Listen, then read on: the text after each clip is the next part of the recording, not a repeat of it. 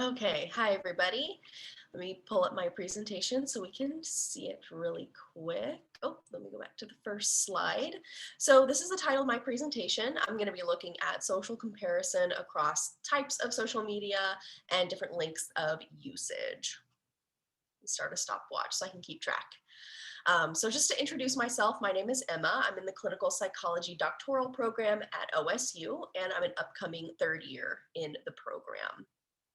So just to quickly introduce you to everything, I'll be defining, social comparison, like what it is, how it affects us, how it's present on social media, and then I'll be going over the details of my study.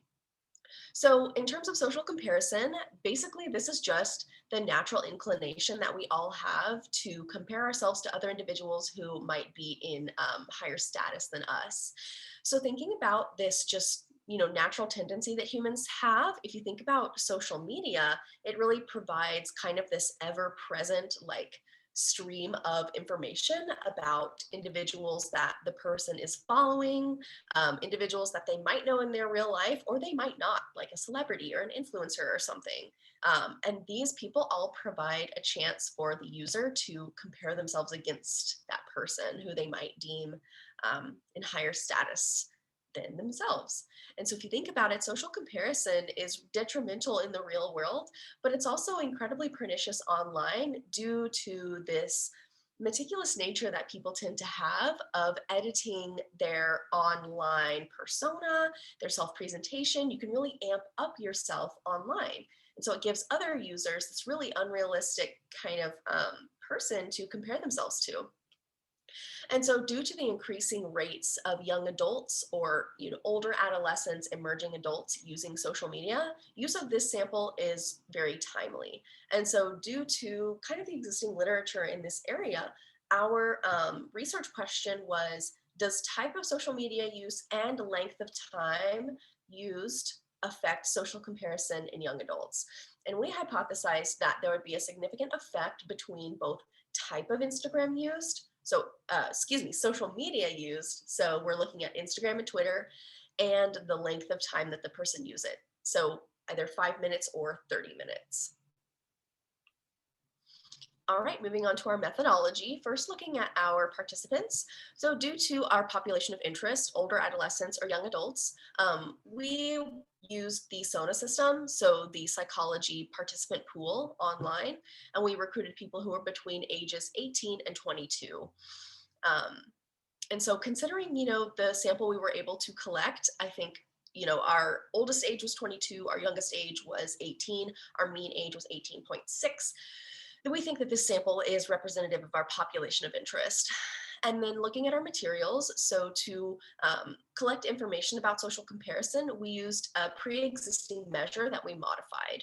So we used the Iowa-Netherlands comparison orientation scale, and we modified it to be more representative of online comparison. So this measure just evaluates the frequency of which a participant compares themselves to others. And so moving right into the procedure of what actually occurred in the lab. So participants were assigned to one of four groups. So either using Twitter for 5 minutes or 30 minutes, or Instagram for 5 minutes or 30 minutes.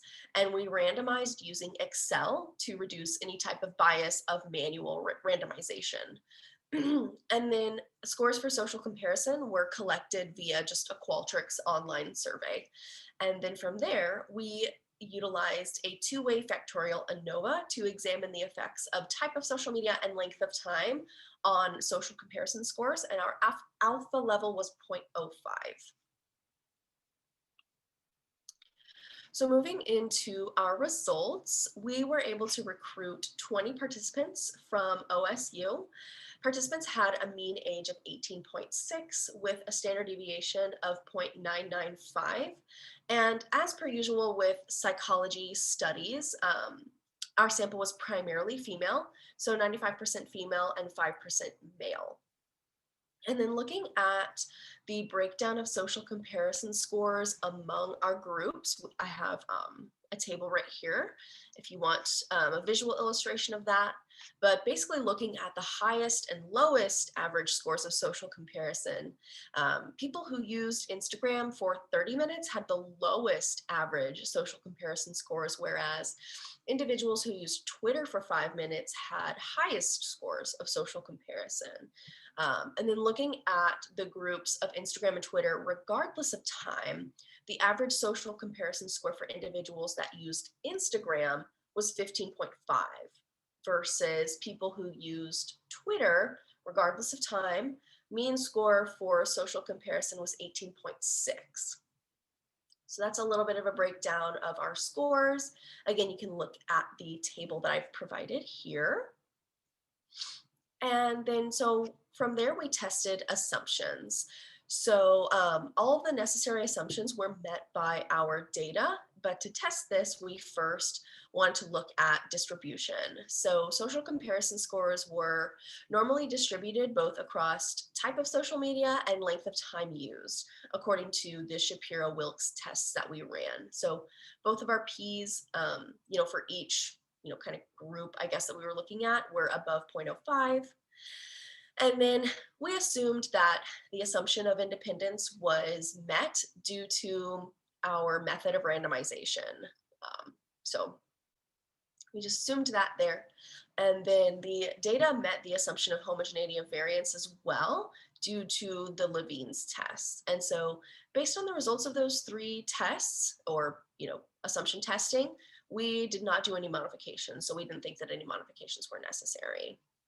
And then moving into our planned analysis results, again, we did a two-way factorial ANOVA, and the results of this ANOVA revealed that there was no significant interaction between type of social media use and length of time used. So due to non-significance of the interaction effect, we then looked at main effects. So if it was significant, if the interaction was significant, I would have pursued simple main effects, and I would have utilized the syntax for that. But because it was non-significant, I pursued the main effects. And looking at that, the results revealed a non-significant main effect for both type of social media used and for length of time used. So because of that, I did not utilize any post hoc analyses. All right, now I'm gonna discuss my results, looking at the pros and cons, the limitations, what we found. So the current study, we wanted to examine the effect of social media and the length of time using experimental methods. So the results of our study revealed that neither type of social media, nor length, nor the interaction of the two have a significant effect on social comparison. So this is a little bit in contrast to what results of prior research have found. So a lot of prior research has found that there are negative implications on social comparison from social media use. So I will just say that the research in this area is pretty limited, and our study is kind of the first to use experimental methods. So it's kind of a toss up of whether it would replicate or not. So some limitations might be our small sample size. So it may have left us underpowered to detect our effects. It could have something to do with our manipulation. So because experimental methods have never been pursued in this area, our manipulation may not have been, as powerful or robust to pick up on effects. So, that could be something to consider. And so kind of looking at future research, my ideas are to create studies that have maybe a different manipulation, maybe something where people are using their social media for 5 minutes and 2 hours, just because, maybe 30 minutes isn't a long enough time for an effect to kind of be there.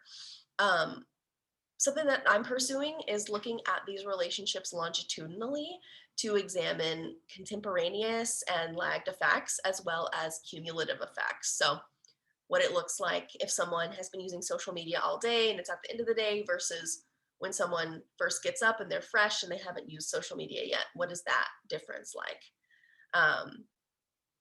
And then finally, the benefits to the field, I think there are a couple. So first off, using experimental methods is a good start. And also looking at the differences between two social media apps. So a lot of research in this area just looks at social media as just one broad construct. Whereas if you think about it, social media platforms are all very different. And so it's really important to kind of separate them and look at the unique variants from each platform. So if you have any questions for me, here's my email, and I also have my references here as well. But that is the end of my presentation, so I hope that you enjoyed.